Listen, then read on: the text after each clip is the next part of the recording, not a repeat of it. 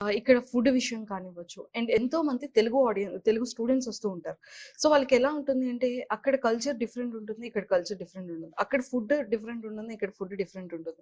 అంటే కంప్లీట్‌గా వాతావరణం, క్లైమేట్ కానీ, వెదర్ కానీ చాలా చేంజెస్ ఉంటూ ఉంటుంది. సో, అంటే అలాంటి స్టూడెంట్స్‌కి మీరు ఎలాంటి ఫెసిలిటీస్‌ని మీరు ప్రొవైడ్ చేస్తున్నారు?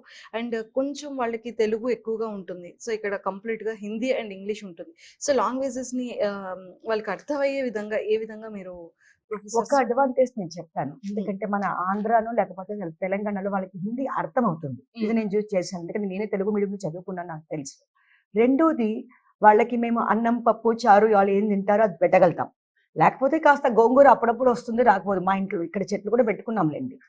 అంటే ఇది చెప్పాలి. ఎందుకంటే రెండోది ఈ కాలం పిల్లకాయలు నేను చూస్తున్నాను. అందరూ పన్నీర్‌లు, కర్రీ పాయింట్స్‌లు అక్కడ వెళ్ళేవాళ్ళనమాట. లేకపోతే మేము చక్కగా ఇంటి భోజనంలాగా మా మెస్ వాళ్ళు పెడతారు. ఓకే. వాళ్ళకి రొట్టెలు ఇష్టం లేకపోతే చక్కగా అన్నం, పప్పు కలుపుకొని తినొచ్చు.